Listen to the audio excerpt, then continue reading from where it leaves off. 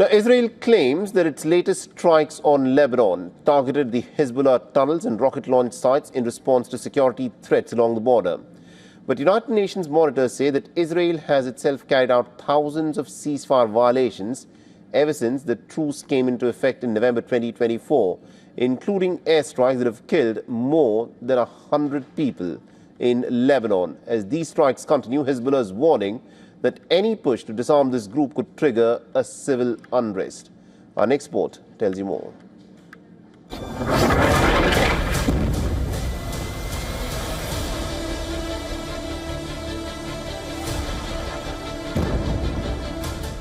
The Israel Defense Forces say their air and ground operations over the past days have struck a string of Hezbollah infrastructure in southern Lebanon.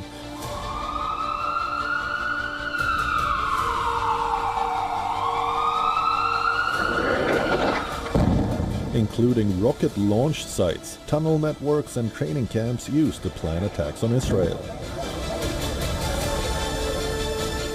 The military says the moves are in response to what it calls repeated violations of the ceasefire agreement and continuing security threats near the Lebanese border. The United Nations Interim Force in Lebanon, UNIFIL, says Israel has made thousands of violations of the ceasefire since it took effect in late November 2024. With nearly 10,000 incidents reported by peacekeepers monitoring the border zone.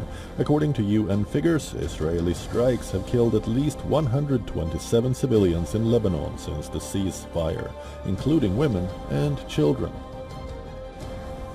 Israel has also issued evacuation warnings for residents in several South Lebanese villages, a signal of heightened activity along the border zone.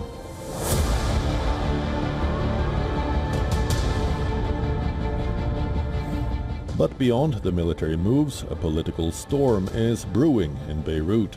Senior Hezbollah officials have warned Lebanon's government against any efforts to extend disarmament plans beyond the southern border strip.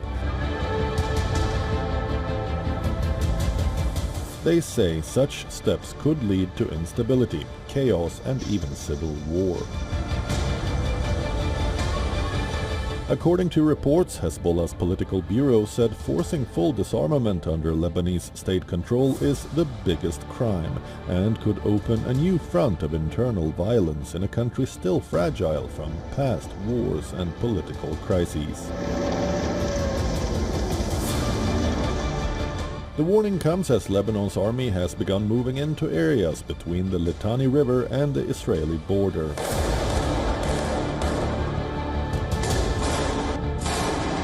Asserting operational control, a step Hezbollah says crosses a red line unless Israel withdraws its forces, stops strikes and releases Lebanese detainees.